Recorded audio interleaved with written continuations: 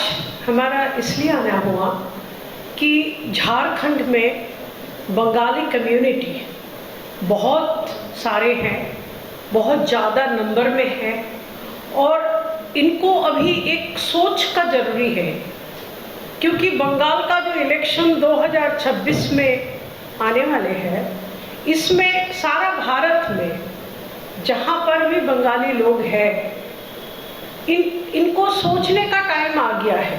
इनको अभी सोचना चाहिए कि क्या चाहिए बंगाल के लिए, बंगाल के लिए क्या, किसमें हित होगा, क्या अच्छा होगा, और अपने बारे में भी सोचना है। इसलिए सारे के सारे बंगाली लोग जहाँ पर है, हिंदू बंगाली, इनको एक जगह, एक छतरी के नीचे आने के लिए, अनुरोध करने के लिए हमको यहाँ आना है। और हम इसलिए हम आए हैं, हम झारखंड में प्रवास कर रहे हैं इसलिए कि जहाँ पर भी बंगाली हो, मैं उसको बोल सकूं कि भाइयों बहनों, आप एक ही मंच पे आओ, एक छतरी पे आओ। We need national integration of the Bengalis so that they can take part in the nation building work of Bharatiya Janata Party under the leadership of Prime Minister Modi। राष्ट्र निर्माण का जो महत्व और बहुत पुण्य कार्य है, इस कार्य में हर बंगाली आए और बंगाली एक कम्युनिटी, एक बहुत स्ट्रॉन्ग, बहुत शक्ति वाला कम्युनिटी में परिवर्तित हो जाए।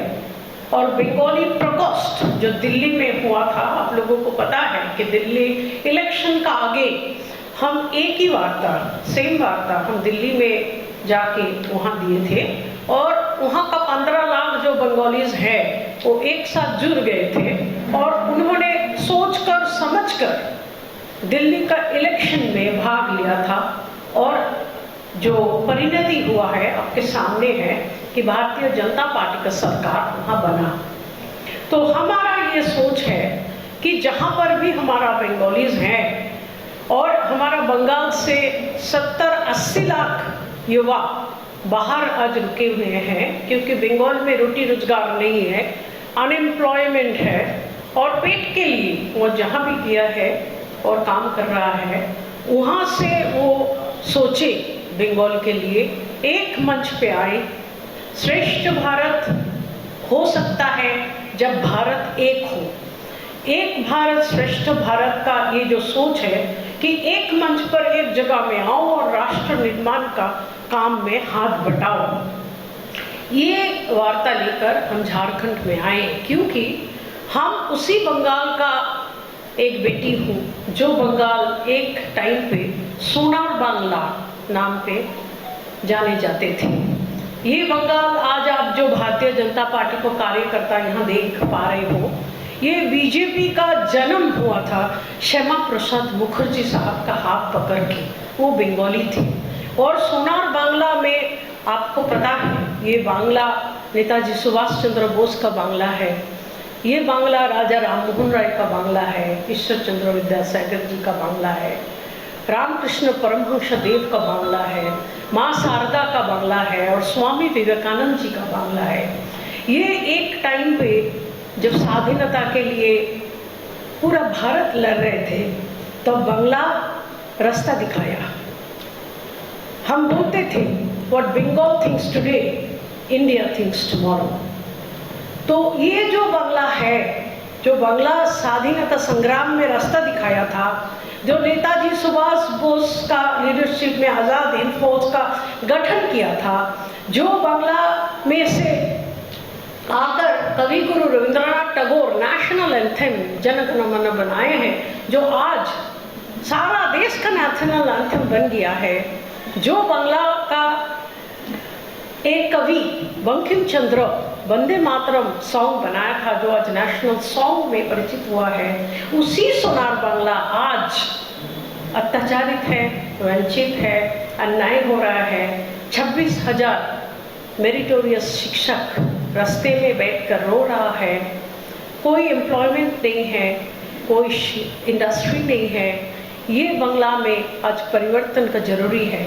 लेकिन बांग्ला में जो बंगाली है उनका भाई, उनका बहन, उनका माता, उनके रिश्तेदार सारा भारत में है।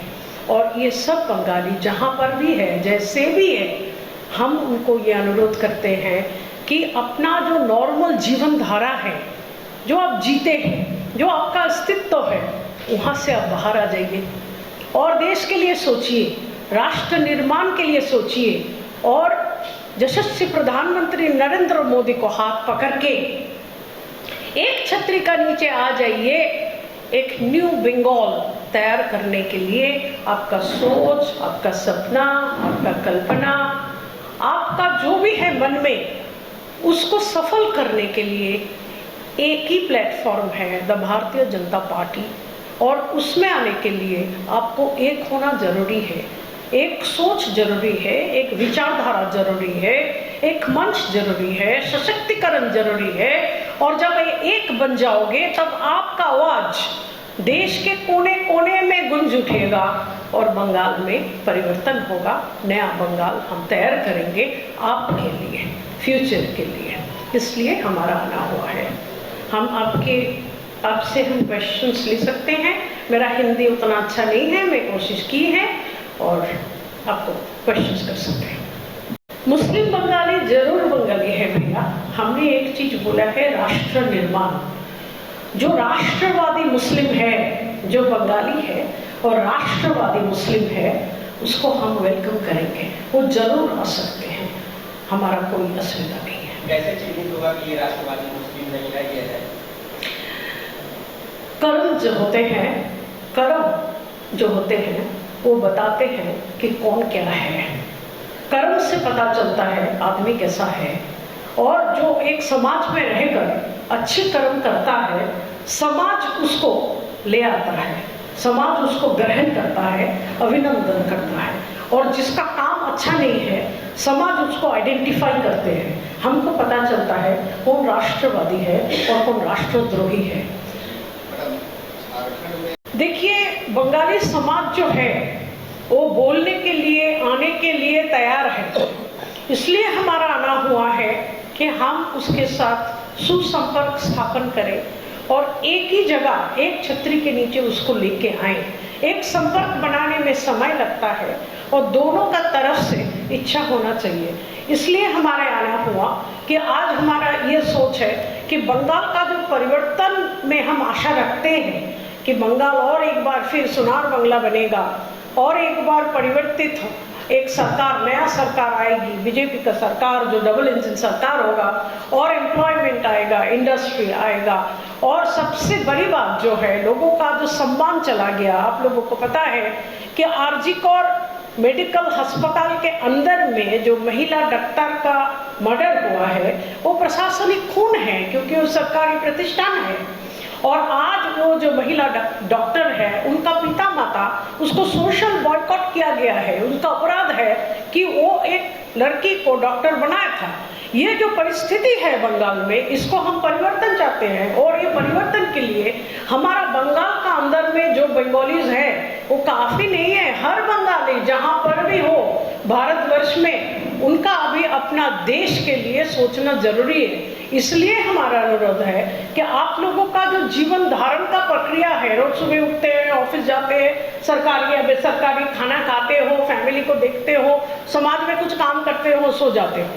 ये जीवन धारण का प्रक्रिया से बाहर आइए और देश के लिए सोचिए।